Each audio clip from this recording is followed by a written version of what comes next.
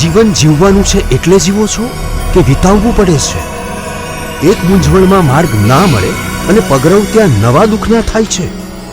પ્રત્યેક સમસ્યાનો પર્યાય સંઘર્ષ અને સમાધાન જ છે.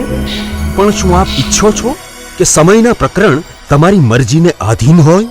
તો જીવનના પાના ખુશીઓના રંગથી લખશે લાલ કિતાબ. નમસ્કાર મિત્રો, હું હરિવર્ધન ચોકસી આપ સૌનું સ્વાગત કરું છું. મિત્રો, આજના વિડીયોમાં આપનું ખૂબ ખૂબ સ્વાગત. મિત્રો, રોજની જેમ આજે પણ જોઈએ આપને આજનો દિવસ કેવો. તો મિત્રો, આજે તારીખ 2/3/2024 શનિવાર. તો મિત્રો, આજની શરૂઆત પણ શુભ રંગથી. આજનો શુભ રંગ છે ગ્રે. આજના અનુકૂળ દેવતા શનિ મહારાજ, શિવજી અને પાર્વતી માતા. આજની શુભ ધાતુ ચાંદી અને લોખંડ. આજે શરીરમાં પ્રભાવિત થનારો અંગ આપણા શરીરના મસલ્સ.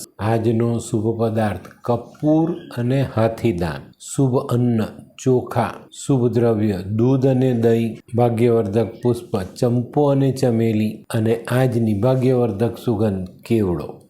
તો મિત્રો, હવે જોઈએ આપણે ગ્રહો આજે આપણા માટે શું લાવ્યા. સૂર્ય આજે ચોથા સ્થાનમાં ગોચર કરે છે.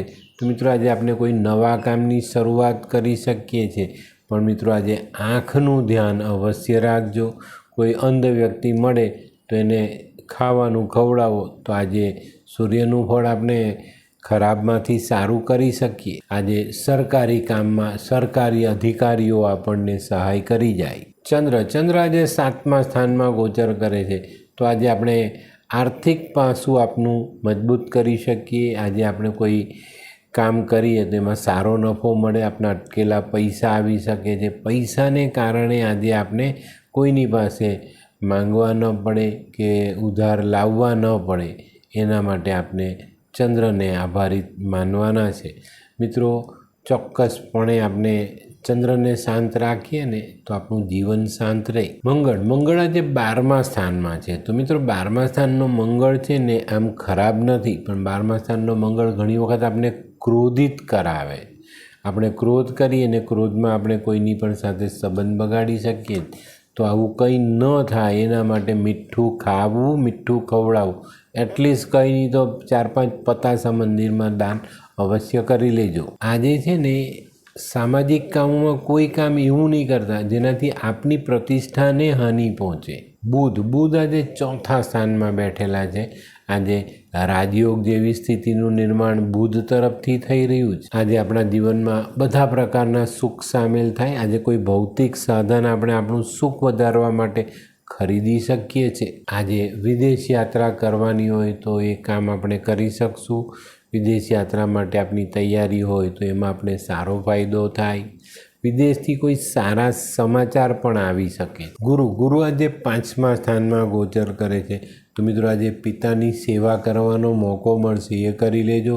સંતાન સાથે આજે સારો મનમેળ થતો દેખાય છે, એમાં પણ તમને ફાયદો થશે. કોઈ વિદ્યા અભ્યાસ કરો છો, ઉચ્ચ અભ્યાસ કરો છો, તેમાં તમને ખૂબ સારી એવી વિદ્યાની પ્રાપ્તિ થતી દેખાય છે.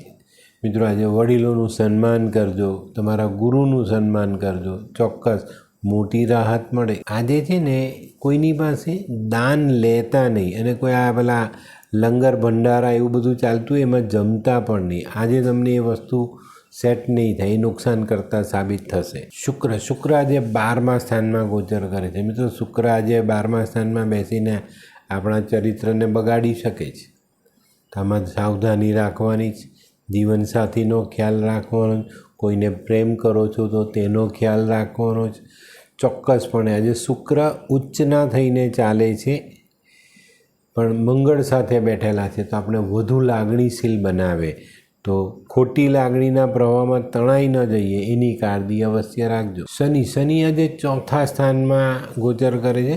તો મિત્રો, આજે વિદેશથી સારા સમાચાર આવે. વિદેશ યાત્રામાં આપણને ફાયદો થઈ શકે. પણ આપની તબિયત આજે શનિ મહારાજ ઢીલી કરી શકે. પેટમાં ગેસ, એસિડિટી આવા પ્રોબ્લેમ્સ ઊભા કરી શકે છે. દૂધની બનાવટ જો આપણે વધુ ખાઈ લઈએ તો આપણું પેટ બગડી શકે છે.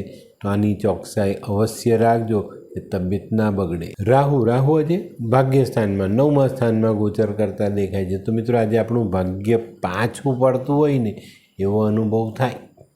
આજે કોઈ બનતું કામ અટકી જાય, બગડી જાય, એ પૂરું ન થાય ને કામ પૂરું થાય તો પરિણામ ન આવે, આ બધી વસ્તુઓ આજે જીવનમાં જોડાઈ શકે.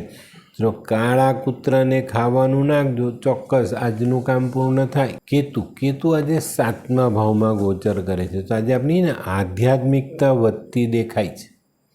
આજે ભગવાનમાં રસ પડે, ધાર્મિક કામોમાં રસ પડે, ચોક્કસ સારી બાબત છે, પણ એમાં અતિરેક ન થાય એની કાળજી રાખવાની છે. આજે આવકના નવા સાધનો આપણે ઊભા કરી શકીએ છીએ, તો એ આપણા માટે એક ફાયદો લઈને આવેલી વાત છે. તો કેતુ જ્યારે 7મા સ્થાનમાં આવે ને ત્યારે આપણે ચોક્કસ ફાયદો અપાવી જ જાય.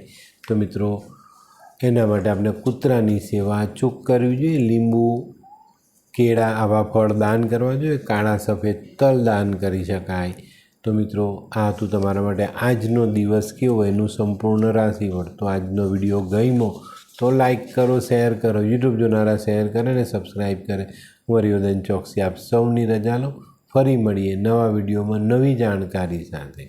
તો ચાલો બદલીએ જિંદગી. નમસ્તે.